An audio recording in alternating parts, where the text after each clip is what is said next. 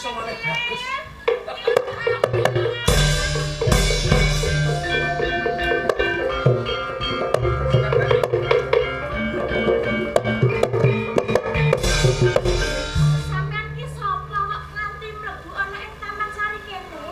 Pangkling karo garwamu iki piye?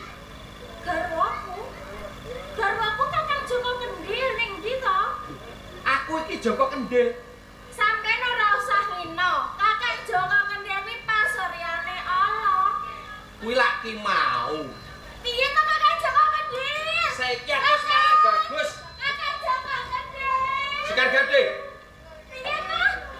Golek ana ing pucuking donya. Yo ana iki Joko Kendhil yo aku iki.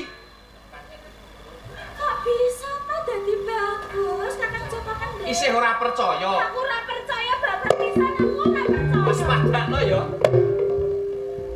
Yen mau aku ala saiki malih dadi bagus. Aku ya iso malih ala meneh. Aku ya bisa to ya.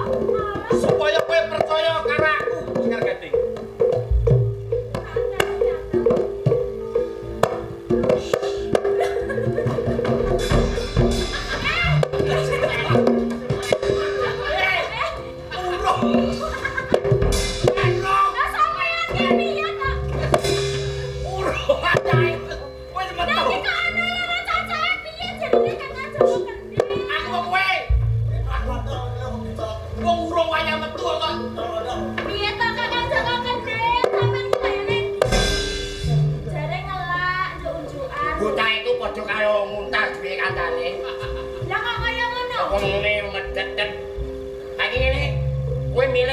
Bojo ganteng apa ya? Ya nanti kon milih ya jane ya pengen ganteng. Lu gak percaya neh? Percaya, percaya. Iki ora. Iki apa piye kok ana?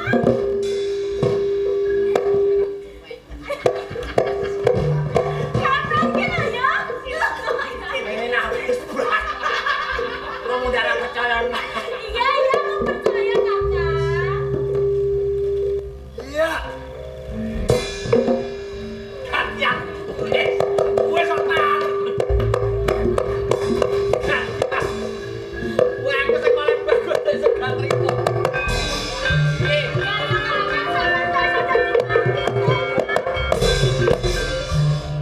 Percaya yen aku kuwi Joko Kendhil sing asli. Saya sampean kok dadi bagus to ya.